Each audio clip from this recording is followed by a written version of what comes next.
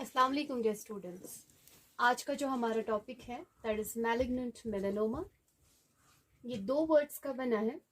अगर हम मैलिग्नेंट की बात करें, मैलिग्नेंट वो कंडीशन है जब कैंसरस सेल्स में कुव्वत आ जाती है एक जगह से दूसरी जगह स्प्रेड होने में, फैल जाने में, एक टिश्यू से दूसरे टिश्यू को फैलना, एक ऑर्गन से दूसरे ऑर्गन तक फैलना। उस कंडीशन को हम मैलिग्नेंट बोलते हैं। अब मेलानोमा क्या होता है? मेलानोमा हम स्किन कैंसर को बोलते हैं। अब यही मैलिग्नेंट मेलानोमा होता कहाँ है? It occurs in pigment producing sales. Pigment producing sales, ये पिगमेंट प्रोड्यूसिंग सेल्स क्या होती हैं? ये वो वाली सेल्स हैं जो हमारी बॉडी को कलर देते हैं, हमारे स्किन को कलर देते हैं। As you know, some are black, some are fair. ठीक, तो वो फेयरनेस, वो वाइटनेस या वो black texture of the skin जो बंदे में है, वो इन्हीं पिगमेंट प्रोड्यूसिंग सेल्स से आ जाता है, जिन्हें हम मेलानोसाइट्स भी बोलते हैं। अब जब इन्हीं मेलानोसाइट्स या इन्हीं पिगमेंट प्रोड्यूसिंग सेल्स में नियोप्लाज्म्स बनना स्टार्ट हो जाते हैं, मगर ये नियोप्लाज्म्स जो हैं कैंसरस होते हैं। सो वी कैन टेल कि जब कैंसरस नियोप्लाज्म्स बनना स्टार्ट हो जाते हैं, उस कंडीशन को हम बोलेंगे मैलिग्नेंट मेलानोमा। और जो यही नियोप्लाज्म्स हैं, यही कैंसरस नियोप्लाज्म्स हैं, इनमें एटिपिकल मेलानोसाइट्स होते हैं। एटिपिकल क्या हो? एटिपिकल मींस इरेग्युलर, एबनॉर्मल हम कह सकते हैं। तो एबनॉर्मेलिटी है, इरेगुलरिटी है, अनयूजुअल है, मींस कि इनका मॉर्फोलॉजी भी नॉर्मल नहीं है, इनका फंक्शन भी नॉर्मल नहीं है। जब morphology is deviated, when functions are deviated, we can call that cells as cancerous cells. तो अब जो यही मैलिग्नेंट मेलानोमा है, हमें ये समझ आया कि ये वो वाला टाइप ऑफ स्किन कैंसर है जिसमें पिगमेंट प्रोड्यूसिंग सेल्स जो हैं उनमें नियोप्लाज्म्स बनना स्टार्ट हो जाते हैं, एबनॉर्मल सेल्स बनना स्टार्ट हो जाते हैं, एंड उन एबनॉर्मल सेल्स को हम बताएं कि कैंसरस एबनॉर्मल सेल्स बनना स्टार्ट हो जाते हैं, which are irregular, which are abnormal. ठीक है, तो अगर हम अब बात करें, ये पिगमेंट प्रोड्यूसिंग सेल्स जो हैं, ये कहाँ पे प्रेजेंट होती है हमारी बॉडी में? They are present in epidermis as well as dermis.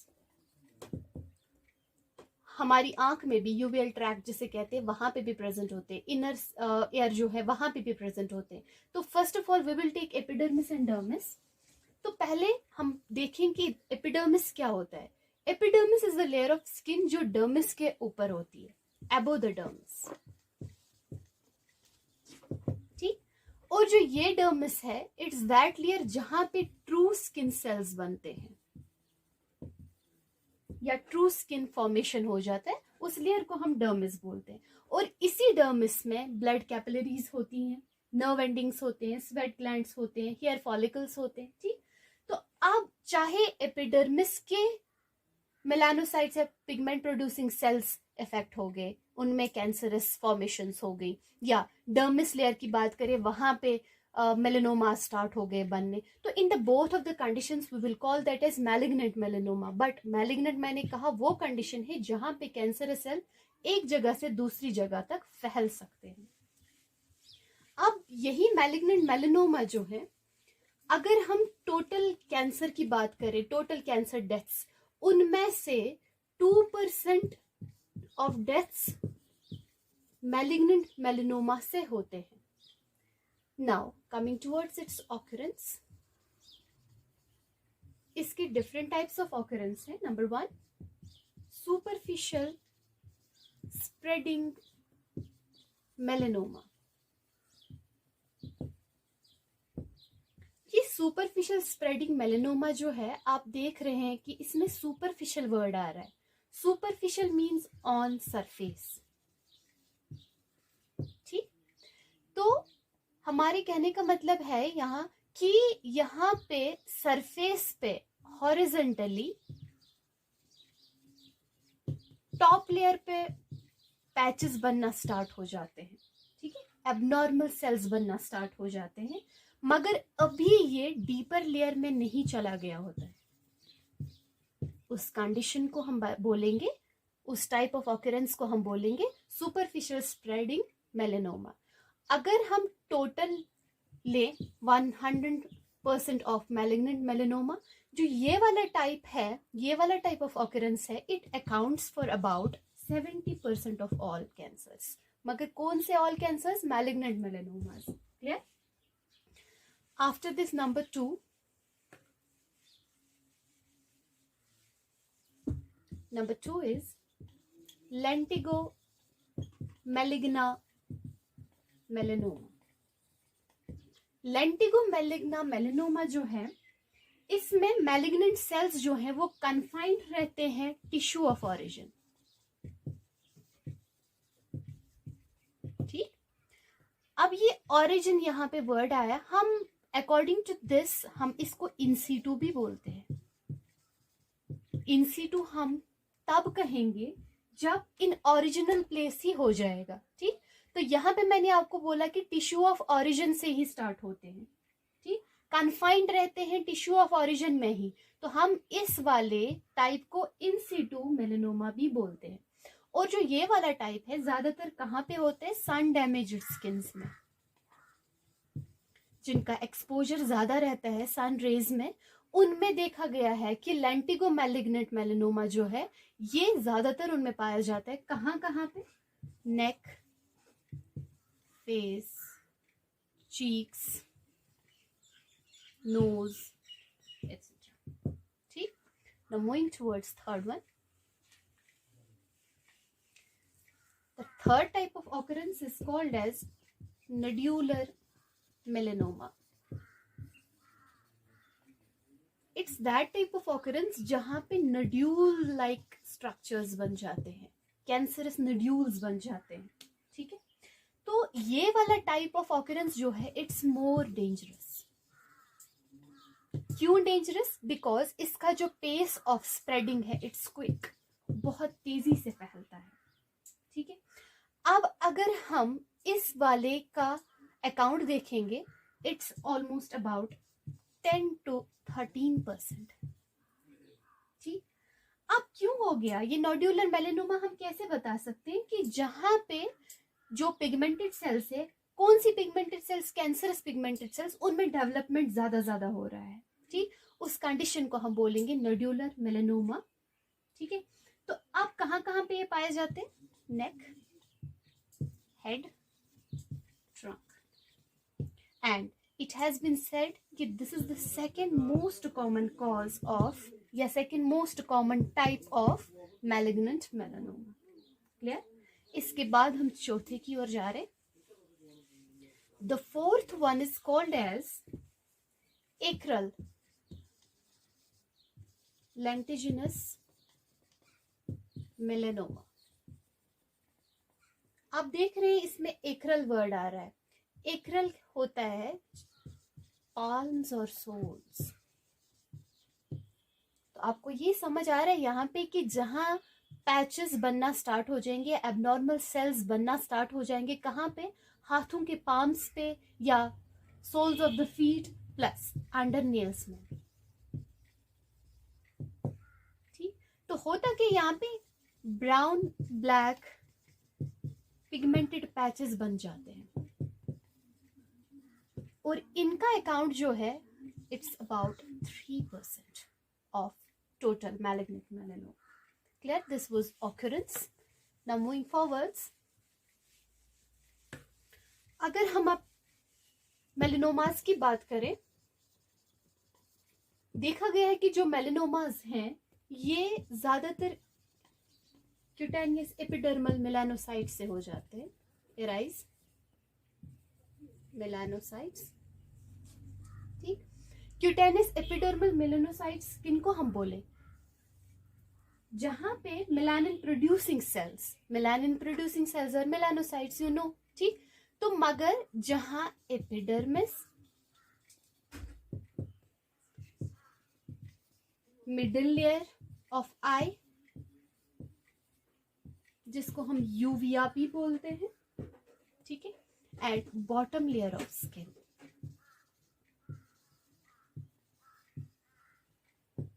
तो देखा गया है जो मेलेनोमास हैं ज्यादातर उनका एराइज जो है वो कहाँ से होते हैं, एक तो एपिडर्मिस से, मिडिल लेयर ऑफ द आई जिसको हम यूविया भी बोलते हैं, ठीक है, bottom layer of the skin, और ओकेजनली कभी कभी ये भी देखा गया है कि जो मैलिग्नेंट मेलेनोमास है ये उन बंदों में हो जाते हैं जिनमें ऑलरेडी कैंसर प्रेजेंट होता है, जिनमें ऑलरेडी किसी ऑर्गन में कैंसर हो, उनमें भी देखा गया है कि मैलिग्नेंट मेलेनोमास होते हैं।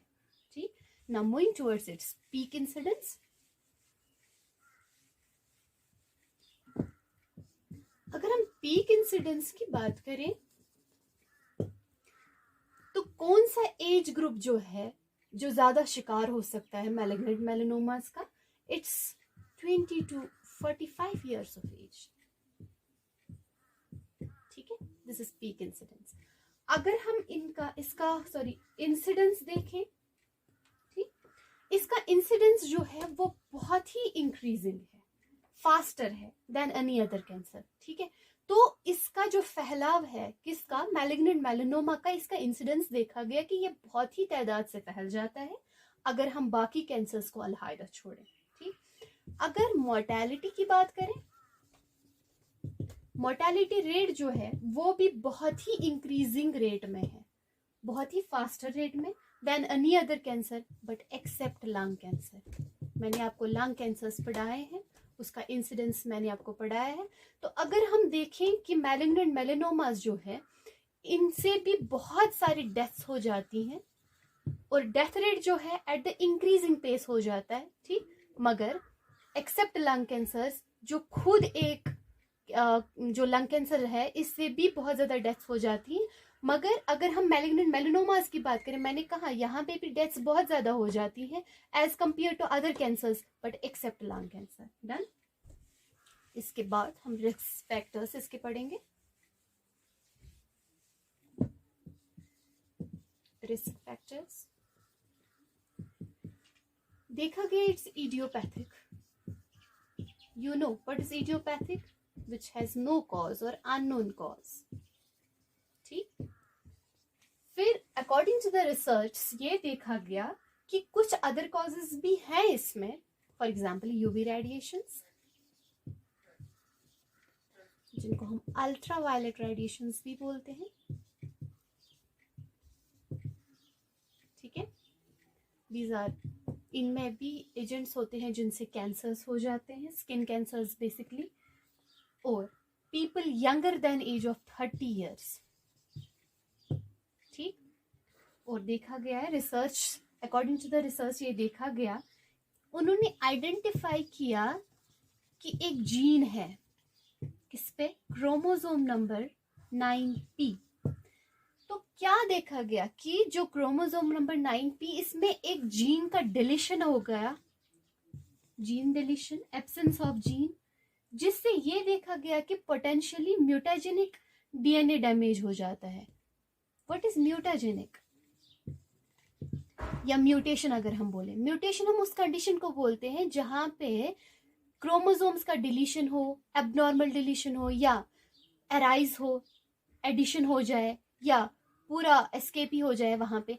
असल में मेरे बोलने का मतलब ये है कि research, according to the research it has been seen कि क्रोमोसोम नंबर 9p जो है अगर उसका एब्सेंस हो गया, किसका, जीन का एब्सेंस हो गया ऑन क्रोमोसोम नंबर 9p, उससे देखा गया कि जो डीएनए डैमेज हो जाता है वो पहले ही रिपेयरिंग, उसमें रिपेयरिंग पावर जो है सेल डिवीजन से पहले ही खत्म हो जाता है।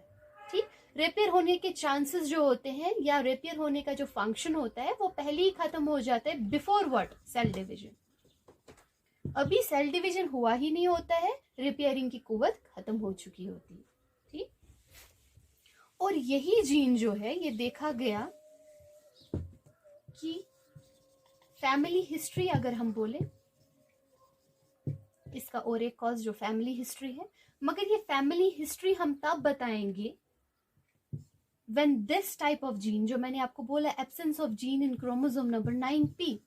ठीक है, तो ये एब्सेंस देखा गया जो मेलेनोमा प्रोन फैमिलीज होंगे, मेलानोमा प्रोन फैमिलीज, ठीक, जिनमें ज्यादा स्किन कैंसर्स देखे गए, जिनमें ज्यादा स्किन कैंसर्स होने के चांसेस होते, उन फैमिलीज में देखा गया कि यही क्रोमोसोम नंबर 9p का जीन जो है वो एब्सेंट होता है। तो हम बता सकते हैं फैमिली हिस्ट्री भी इसका कॉज है, तब जब इसकी फैमिली मेंबर्स में, चाहे वो पैटर्नल साइड हो या मैटरनल साइड हो, उनमें इसी जीन का डिलीशन हुआ हो on the chromosome number 9p, ठीक है। और कहीं कहीं ये भी देखा गया कि कॉज जो है that is joint congenital navy. मैंने आपको बोला है नेवस किसे कहते हैं, मोल को, जब बहुत सारे होंगे तो will call it as nevi, ठीक है। तो अब कॉन्जेनाइटल है यहाँ पे, मीन्स एट बर्थ। अगर फॉर एग्जाम्पल कोई मोल्स जो है कॉन्जेनाइटली ही प्रेजेंट है, मगर उनका बाय पेस ऑफ टाइम जितना जितना बच्चा बढ़ता गया, अगर हम बोलेंगे अडल्टहुड में उसी का डायमीटर ग्रेटर देन और इक्वल टू 20 सेंटीमीटर हो गया, मगर कब, अडल्टहुड में, या वो एबनॉर्मली डार्कन हो गया, ठीक है, या स्किन पैचेस बनने स्टार्ट हो गए, ठीक है, मगर स्किन पैचेस यहाँ पे तो मोल है, हम बोलेंगे कि इसी मोल के इर्द गिर्द स्किन पैचेस बनने स्टार्ट हो गए, या इसी मोल का डायमीटर जो है वो 20 सेंटीमीटर से ज्यादा या 20 सेंटीमीटर बन गया, या हम बताएंगे कि यही मोल जो है इसका कलर जो है डार्कन हो गया। मैंने आपको पहले भी बताया है, पहले भी पढ़ाया है कि मोल्स जो है they are benign in character, but अगर यही मोल्स जो है इनका डायमीटर चेंज हो रहा है, इनका कलर चेंज हो रहा है, ठीक है, इनकी मॉर्फोलॉजीज चेंज हो रही है, देन वी कैन नॉट से दे रिमेन बेनाइन, ठीक। तो यहाँ पे भी वही कहने का मतलब है कि अगर कंजेनाइटल मोल्स किसी में प्रेजेंट है, उनमें चेंजेस आ रही हैं, हमें इसीलिए अंडर ऑब्जर्वेशन रखने पड़ते हैं, ठीक। हमें देखना पड़ता है अपने स्किन पे कि कहीं पे कोई मोल जो है उसका डायमीटर तो नहीं बढ़ रहा है, वो डार्कन तो नहीं हो रहा है, then we can see it can be also a cause for the malignant melanomas, ठीक है। This was all about my today's topic. Notably, I had given a miss fact in the last lecture. I had said stomatitis is the inflammation of stomach, but actually gastritis is the inflammation of stomach, and stomatitis is inflammation of mucous membrane of mouth. I'm thankful to my students who are listening my lectures very keenly, and next we'll meet in our next lecture.